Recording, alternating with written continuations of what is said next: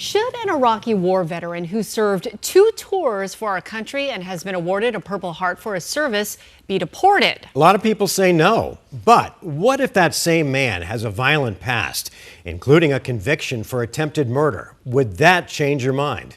12 News journalist Sean Rice is here to break down the facts behind this vet's complicated past. And Sean, what have you learned? Well, Mark and Trem, you've likely heard the novel Jekyll and Hyde. We all read it in grade school. This may be the closest real-life example to exactly that. Veterans, lawmakers, and advocacy groups right here, they all gathered outside of the ICE and DHS headquarters in central Phoenix today, calling the deportation of Sergeant Jose Barco wrong. They say Barco, who survived a deadly IED blast in Iraq, was denied a fair chance to stay in the country he fought for. The government disagrees, not wavering on their commitment to deport people with violent criminal histories. Now, this is Sergeant Jose Barco right here. He enlisted in the U.S. Army at age 17. He deployed twice as an infantryman. He received the Purple Heart after being thrown from a Humvee during an IED attack while serving, then running back into the flames to pull 2 soldiers to safety. In that incident, he suffered severe burns, a traumatic brain injury,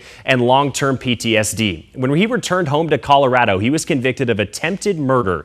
He served a 15-year prison sentence for firing a gun at partygoers at a home in Colorado Springs. Barco was released from prison earlier this year. That's when he was detained from ICE that same day. Advocates say he was moved to the Florence Detention Center in Arizona on Veterans Day. That was this week, and he was recently deported just this morning. Today, his supporters say his service was ignored during these deportation proceedings and that conditions in detention over the last year really broke his will to continue fighting for his cause.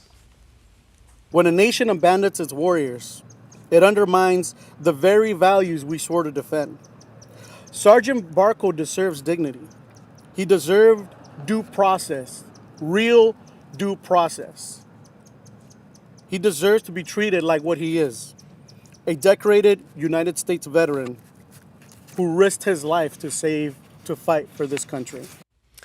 And advocates say Barco had applied for citizenship while serving, but they say his paperwork was lost by federal agencies.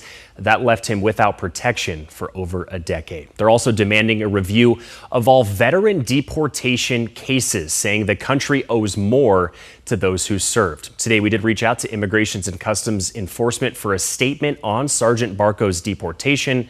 Right now, we're still awaiting for their response. Back to you guys. Boy, what a dilemma. It is. It's tough. the center of a national debate right now, his case specifically. Yeah, I get it, because in the end, you're asking yourself, what weighs more? The crimes that you committed or were convicted of, or your service and willingness to sacrifice yourself for our country?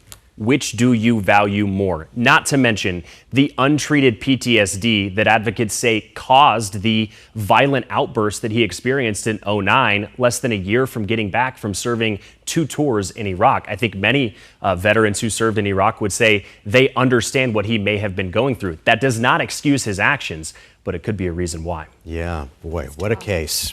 All right, Sean, thanks.